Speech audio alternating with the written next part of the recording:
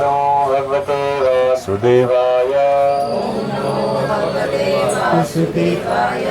ओम नमो भगवते वासुदेवाय।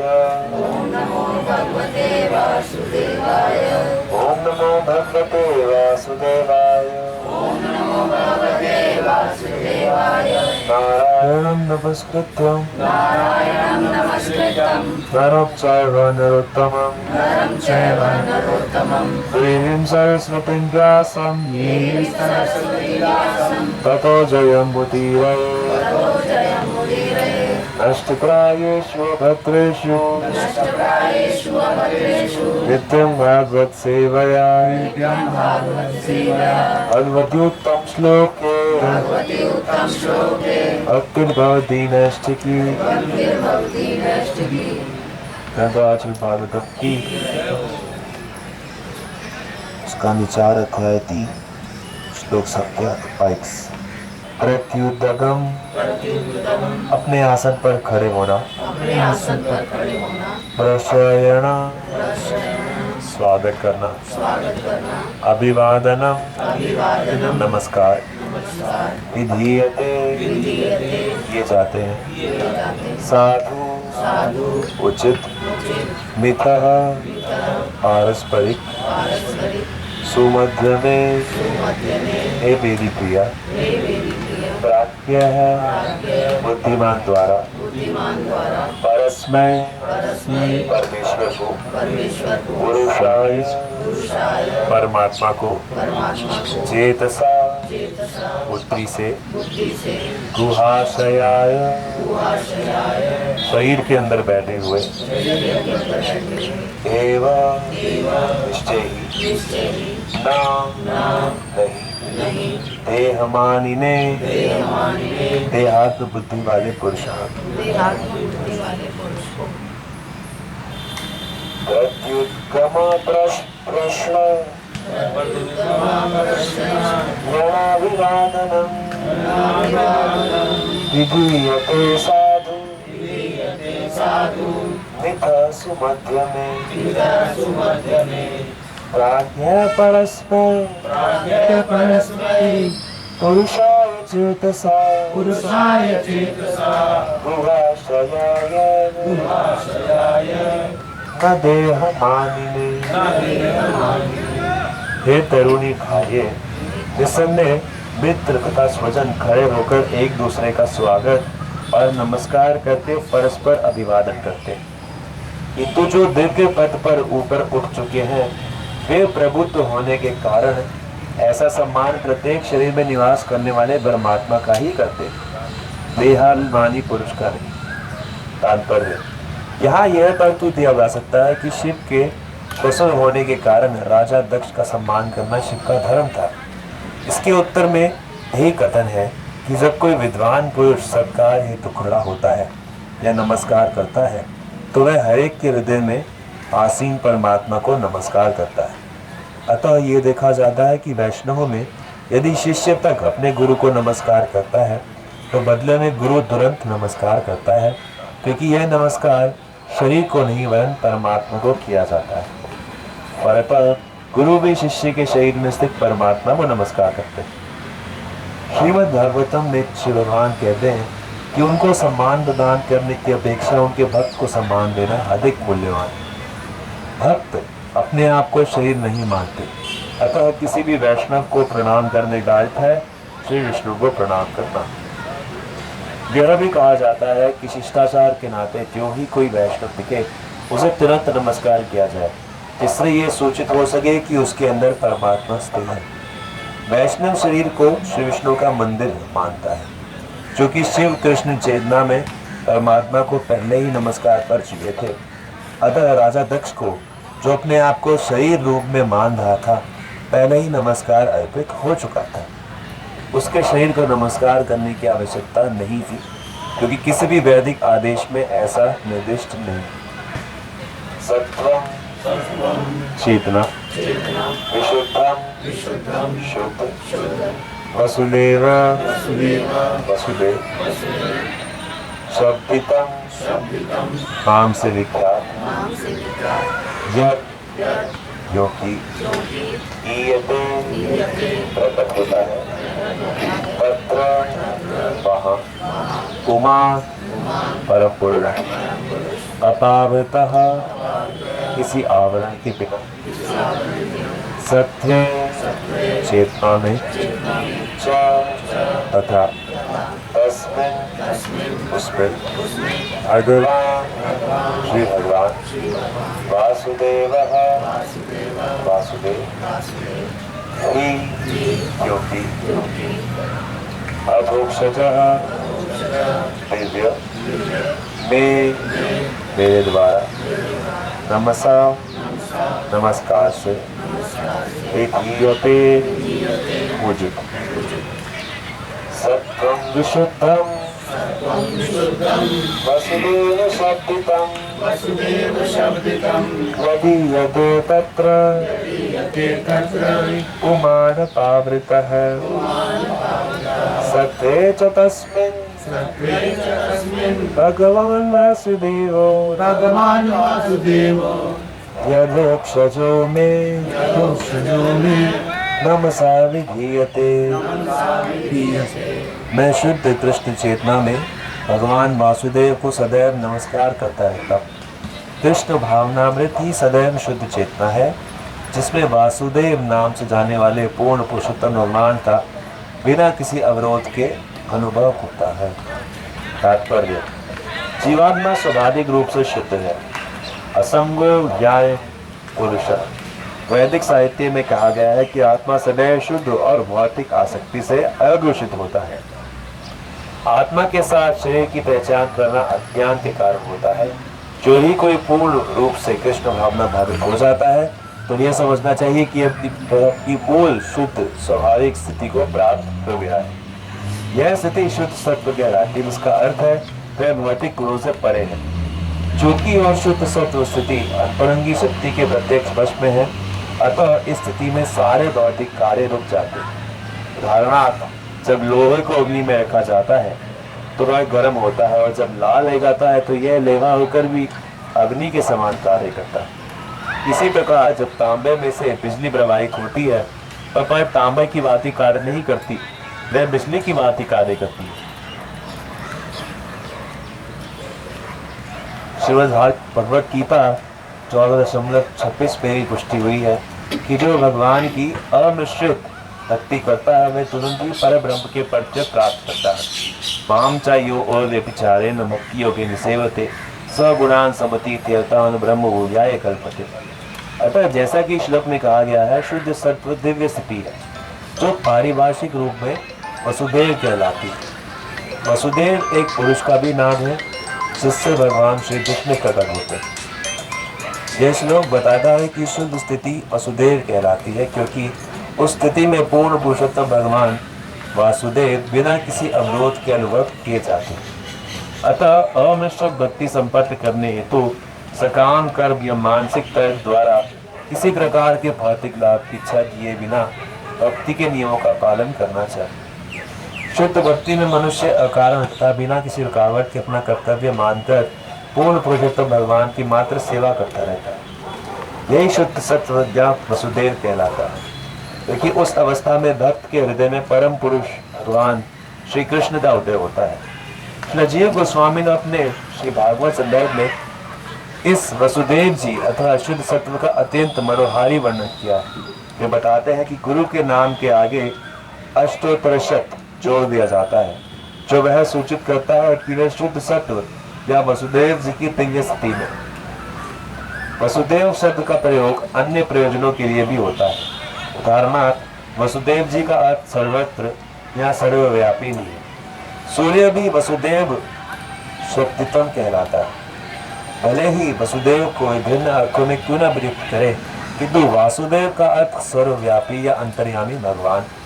श्रीमद् भगवद गीता 7:14 में कहा गया है, 19 में कहा गया है, वासुदेव सर्वव्यापी। वास्तविक अनुभूति से पूर्ण पुरुषोत्तम भगवान वासुदेव को समझना और उनकी शरण में जाना है। वसुदेव वह भावभूमि है जिस पर भगवान वासुदेव का बोध होता है। जब मनुष्य भौतिक प्रवृत्ति कलमश से रहित होता है और शुद्ध कृष्ण चेतना अथवा वसुदेव पद में स्थित होता है, तो वह भगवान वासुदेव का बोध होता है। यह पद कैवल्य भी कहलाता है, जिसका अर्थ है शुद्ध चेतना। ज्ञानम सात्विकम कैवल्यम। जब मनुष्य शुद्ध दिव्य चेतना में स्थित होता है तो वह कैवल्य पद पर स्थित होता है। अतः वसुदेव का अर्थ कैवल्य भी होता है, जिसका निराश सामान्य रूप से निर्विशेष वाली करते हैं। निर्गुण कैवल्य साक्षात्कार की अंतिम अवस्था नहीं है, किंतु कृष्ण भावनामय कैवल्य में जब मनुष्य पूर्ण पुरुषोत्तम परमेश्वर को समझ लेता है तब वह सफल हो जाता है। उस शुद्ध अवस्था में श्रवण कीर्तन स्मरण इत्यादि के द्वारा कृष्ण विज्ञान का विकास होने से मनुष्य परम भगवान को समझ सकता है। ये सारे कार्य परमेश्वर की अंतरंगी शक्ति के निर्देशन में होते हैं। इस श्लोक में अंतरंगी शक्ति के कार्य का वर्णन भी अपावृतः अर्थात आवरण रहित रूप में किया गया है। चूंकि पूर्ण पुरुषोत्तम भगवान, उनका नाम रूप गुण समधि इत्यादि द्वितीय होने के कारण भौतिक प्रकृति से परे है, अतः भौतिक इंद्रियों के द्वारा इनमें से किसी भी एक को भी समझ पाना संभव नहीं। जब इंद्रियां शुद्ध वृत्ति में सेवा संपन्न करने से पवित्र हो जाती हैं, ऋषिकेश सेवन भक्त उच्यते, तो शुद्ध इंद्रियां भगवान श्री कृष्ण को बिना आवरण देख सकती हैं। जब कोई ये प्रश्न करे कि क्योंकि भक्त के वस्तुतः वही भौतिक देह होती है, तो वही भौतिक नेत्र किस प्रकार भक्ति से पवित्र हो सकते हैं? भगवान चैतन्य ने जो उदाहरण दिया है वह ये है कि भक्ति में सेवा से मन का दर्पण निर्मल हो जाता है। स्वच्छ दर्पण में मुख को स्पष्ट देखा जा सकता है। इसी प्रकार केवल मन के दर्पण को स्वच्छ कर लेने से ही श्री भगवान की स्पष्ट अनुभूति हो सकती है। श्रीमद् भगवद गीता में कहा गया है, अभ्यास योग युक्तेन, निर्दिष्ट कर्तव्यों को भक्ति में करते हुए चेतसा नान्य गापिना। यह ईश्वर के विषय में केवल सुनकर तथा कीर्तन करके यदि किसी का मन निरंतर श्रवण का कीर्तन में लगा रहे और अन्यत्र कहीं न जाए तो मनुष्य को श्री भगवान का साक्षात्कार हो सकता है। जैसा कि भगवान श्री चैतन्य ने पुष्टि की है, भक्ति योग की प्रतिक्रिया द्वारा श्रवण का कीर्तन से प्रारंभ करके मनुष्य अपने मन तथा हृदय को स्वच्छ कर सकता है और इस प्रकार वह पूर्ण पुरुषोत्तम भगवान के मुख का स्पष्ट दर्शन पा सकता है। शिव ने बताया कि क्योंकि उनके हृदय तथा मन के अंदर परमेश्वर सदैव विद्यमान रहते हैं, अतः उनका हृदय सदैव वासुदेव की भावना से पूरित रहता है और वे पूर्ण पुरुषोत्तम भगवान को सदैव नमस्कार करते रहते हैं। दूसरे शब्दों में कहा जा सकता है कि शिव सदैव समाधि में रहते हैं। यह समाधि भक्त के वश की बात नहीं है, यह तो वासुदेव जी के वश में होती है, क्योंकि श्री भगवान की समस्त अंतरंगी शक्ति उन्हीं के आदेश के अंतर्गत कार्य करती है। वस्तुतः भौतिक शक्ति भी उन्हीं के आदेश से कार्यशील है, किंतु उनकी प्रत्यक्ष इच्छा तो आध्यात्मिक शक्ति द्वारा पूरी होती है। इस प्रकार भी अंतरंगी शक्ति से वे स्वयं प्रकट होते हैं। श्रीमद् भगवद गीता में कहा गया है, संभवाम्य आत्ममाया। आत्ममाया का अर्थ है अंतरंगी शक्ति। अपने भक्त की दिव्य प्रेम भई सेवा से प्रसन्न होकर वे अपनी इच्छा से अपनी अंतरंगी शक्ति से प्रकट होते हैं। भक्त कभी आदेश नहीं करता, हे मेरे भगवान आप यहाँ आओ जिससे मैं आपका दर्शन कर सकूं। भक्त की यह स्थिति नहीं है कि वह ईश्वर को आदेश दे सके कि वे उनके सम्मुख प्रस्तुत हो और लिप्त गए। ऐसे अनेक तथाकथित भक्त हैं जो ईश्वर को अपने समक्ष नृत्य करते हुए आने हेतु आमंत्रित करते हैं, किंतु ईश्वर किसी के आदेश के पात्र नहीं होते। हाँ, यदि वे किसी के शुद्ध भक्ति में कार्यकलापों से प्रसन्न हो जाते हैं तो वे स्वतः प्रकट होते हैं। इसलिए इस श्लोक में अधोक्षज शब्द का अतिरिक्त महत्वपूर्ण है, क्योंकि यह सूचित करता है कि हमारी भौतिक इंद्रियों के कार्यों से परम ईश्वर का साक्षात्कार नहीं हो पाएगा। कोई अपनी मानसिक कल्पना के प्रयास से पूर्ण पुरुषोत्तम भगवान का साक्षात्कार नहीं कर सकता, किंतु यदि वह ऐसा करना चाहता है तो उसे अपनी इंद्रियों के सारे कार्यों को दमित करना पड़ता है और तभी श्री भगवान आध्यात्मिक शक्ति को प्रकट करते हुए शुद्ध भक्त के समक्ष प्रकट होते हैं। जब पूर्ण पुरुषोत्तम भगवान शुद्ध भक्त के समक्ष प्रकट होते हैं तो भक्त के लिए उनको सादर नमस्कार करने के अतिरिक्त कोई अन्य कर्तव्य नहीं रह जाता। परम सत्यत्व रूप भक्त के समक्ष प्रकट करते हैं। वे रूप ही नहीं है, वासुदेव रूप ही नहीं है, क्योंकि इस श्लोक में कहा गया है कि जो ही श्री भगवान स्वयं का प्रकट करते हैं भक्त उन्हें नमस्कार करता है। नमस्कार व्यक्ति को किया जाता है, किस निराकार वस्तु को नहीं। मनुष्य को यह मायावादी व्याख्या स्वीकार नहीं करनी चाहिए कि वासुदेव निर्विशेष या निराकार है। जैसा कि श्रीमद् भगवद गीता में कहा गया है, प्रपद्यते, अर्थात मनुष्य समर्पण करता है। समर्पण सदैव व्यक्ति के प्रति किया जाता है, किसी निर्विशेष अद्वैत को नहीं। जब समर्पण या नमस्कार करने का प्रश्न आता है तो समर्पण या नमस्कार है तो ही ना कोई लक्ष्य होना चाहिए। तो यहाँ पर हमें समझ में आता है कि क्यों कहा जाता है कि भगवान शिव सबसे परम वैष्णव में वैष्णवा नाम यथा सबको।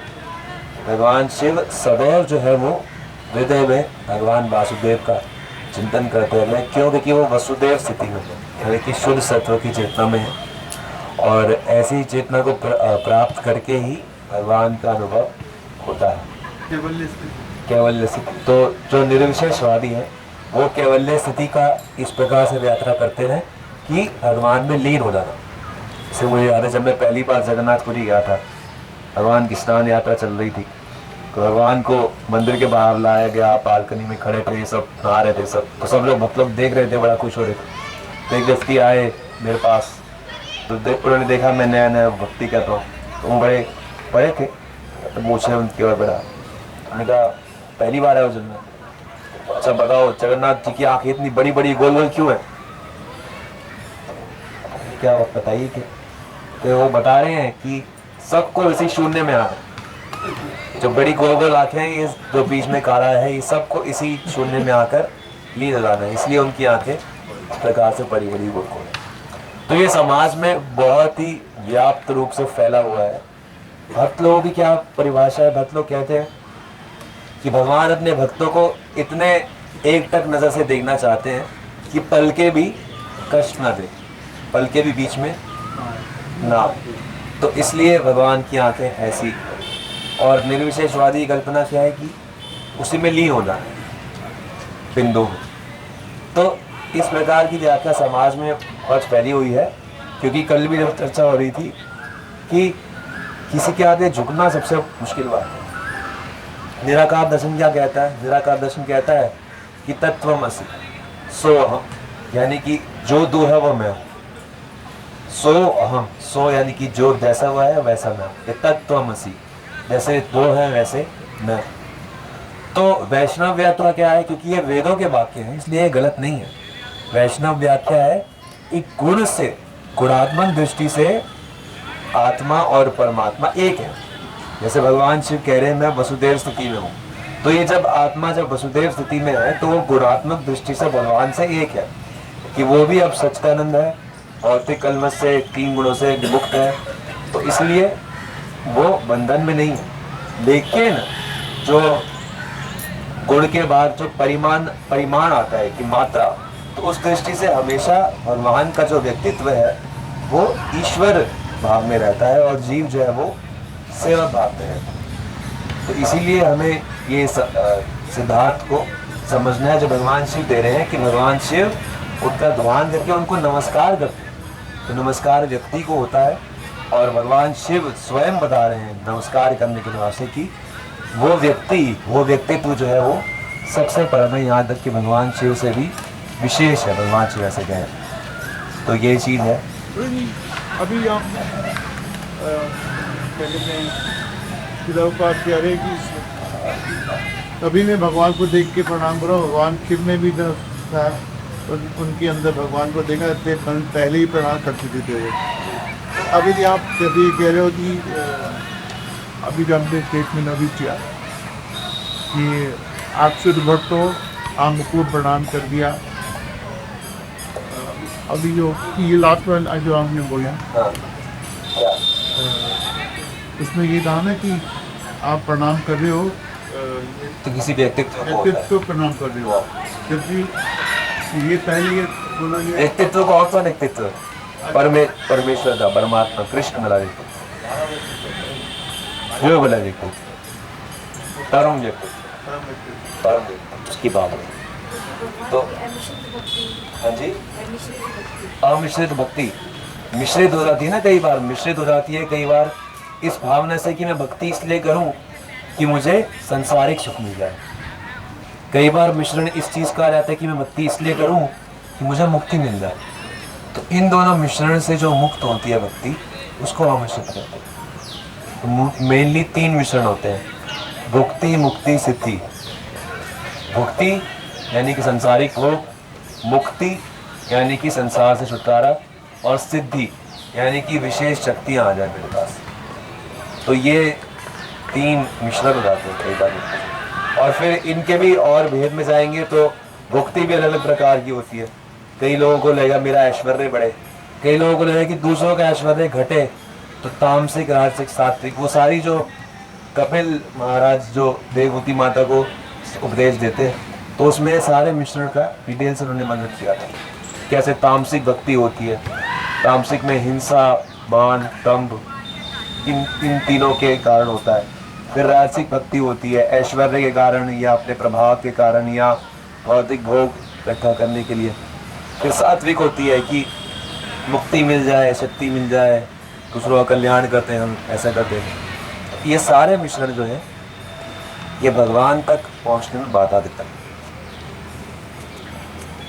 मुक्ति सिद्धि, मुक्ति मुक्ति सिद्धि कामी सकल अशांत, कृष्ण भक्त निष्काम अतएव शांत। चैतन्य महाप्रभु कहते हैं मुक्ति मुक्ति सिद्धि कामी सकल अशांत। जो लोग इन तीनों चीज़ों की कामना करते हैं वो अशांत रहते हैं। और कृष्ण भक्त निष्काम, कृष्ण भक्त है वो निष्काम, अतएव शांत, इसलिए वो सुंदर।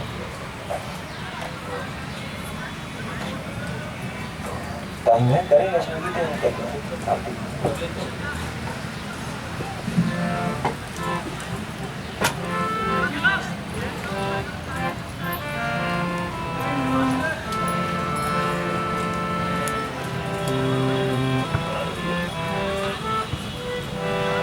अरे थोड़ा सुबह सूखेंगे 1200 के कवर भाई।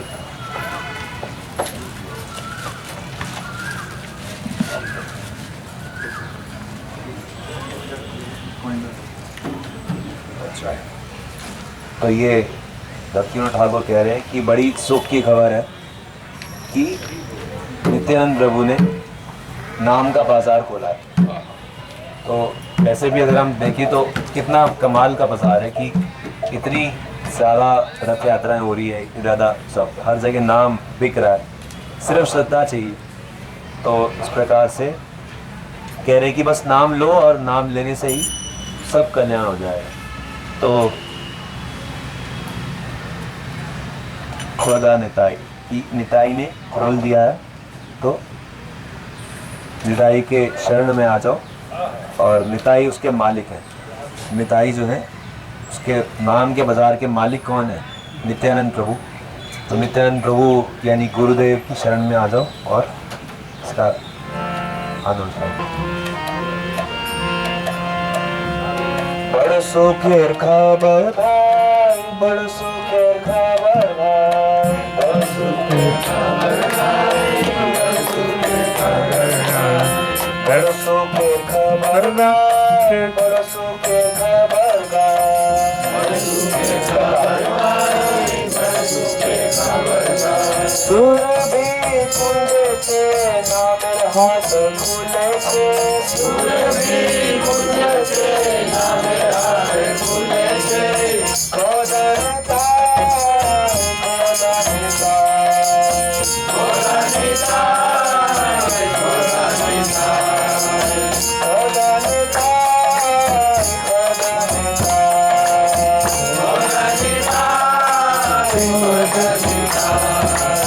परमो दर्श धाताई, परमो दर्श धाताई, परमो दर्श धाताई, परमो दर्श धाताई, परमो दर्श धाताई, परमो दर्श धाताई, परमो दर्श धाताई। सत्य ये शुद्ध लगे न देते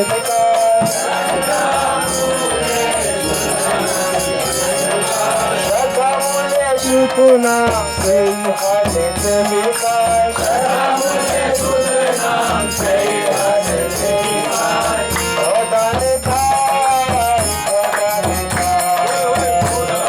खोदनता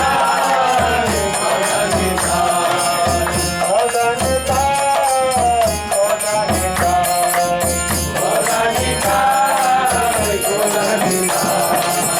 जत भक्त विंध्यवासी, जत भक्त विंध्यवासी,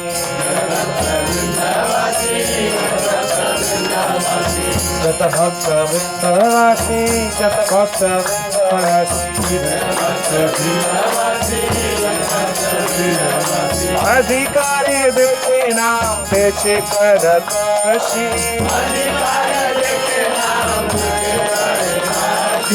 अधिकारी देखे नाम देखे करकाशी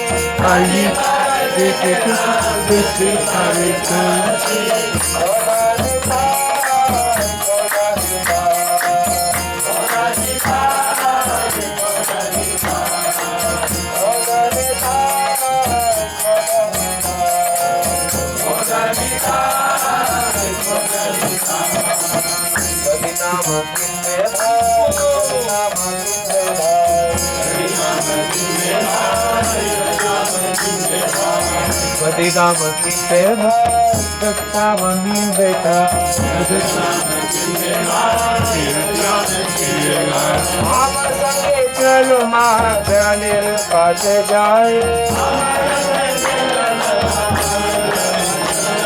यदि तुम नाम नहीं ले सकते तो मेरे संग चलो और महाजनों की शर्मादगी से नाम लो। आना संगे चलो महाजानिर पास जाए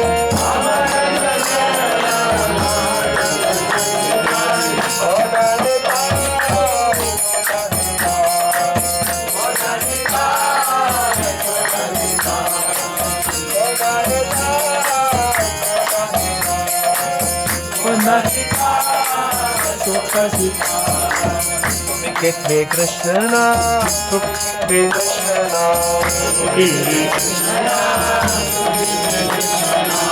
Govinda Krishna,